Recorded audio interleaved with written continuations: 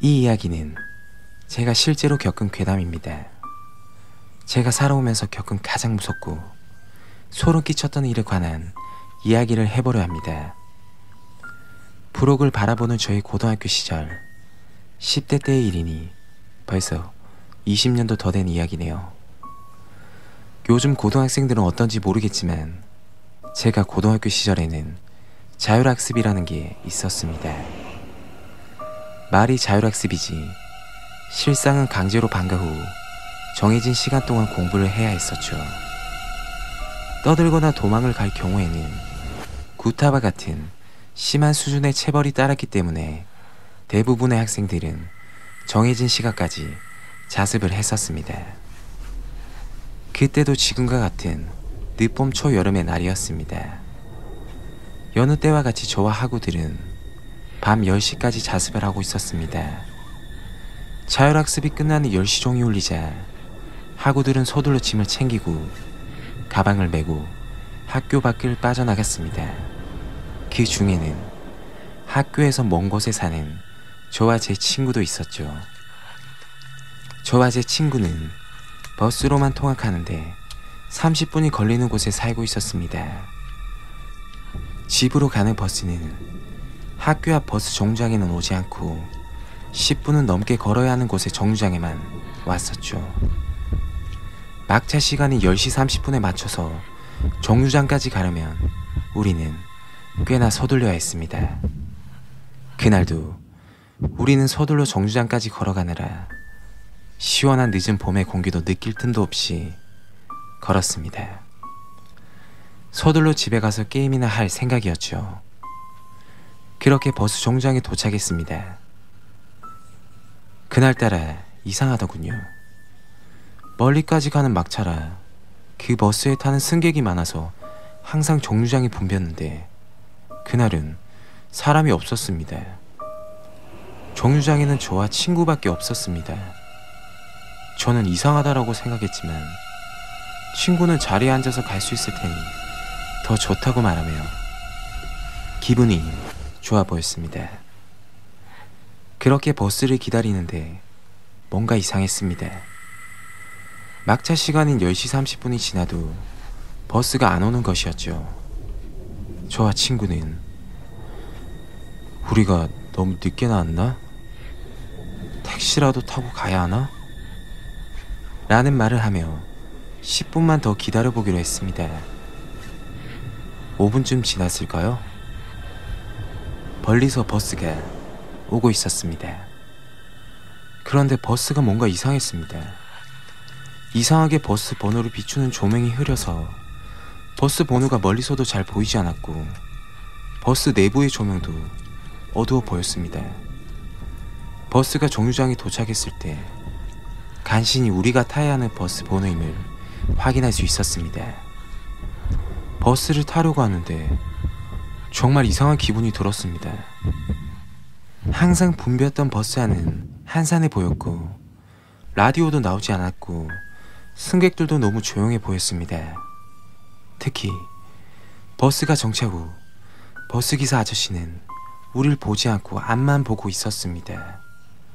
그 모습을 보며 순간 드는 오싹함과 무서움에 버스에 타려는 친구를 붙잡고는 그냥 택시 타고 가자 했지만 친구는 괜찮다며 버스에 탔고 저는 그냥 택시를 타고 가겠다며 먼저 게임하고 있을 테니 연락하라는 말을 하고 친구를 보냈습니다. 출발하는 버스를 보면서도 무서운 마음이 사라지지 않았습니다. 버스 기사와 같이 승객들도 하나같이 앞만 바라보고 있었습니다. 창밖을 바라보는 사람 하나 없었습니다. 그렇게 친구를 보내고 저는 택시를 잡아타고 집으로 도착했고 게임을 하며 친구를 기다렸지만 친구의 연락은 오지 않았습니다.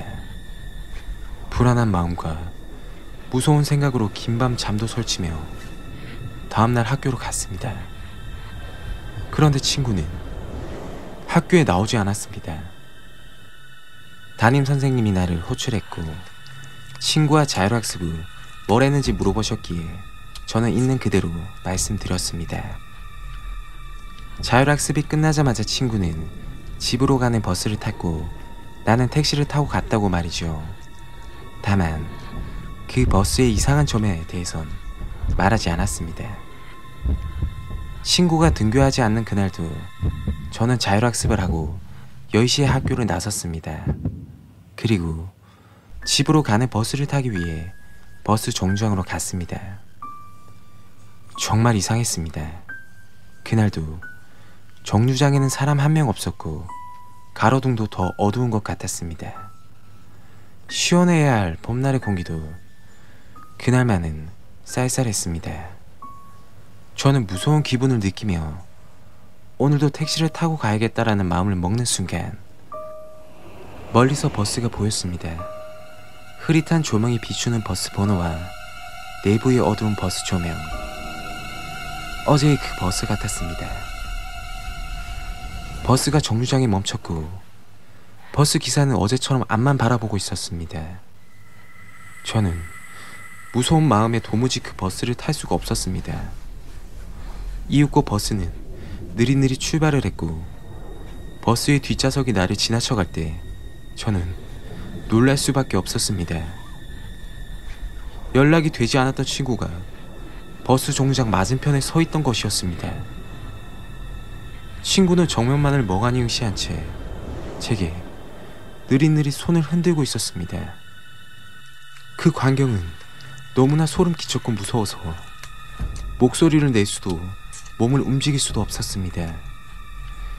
한참이나 저는 멍하니 굳어 있었고 지나가던 택시가 멈춘 후 몇 번의 클락션을 울린 후에야 저는 정신을 차리고 택시를 타고 집으로 왔습니다.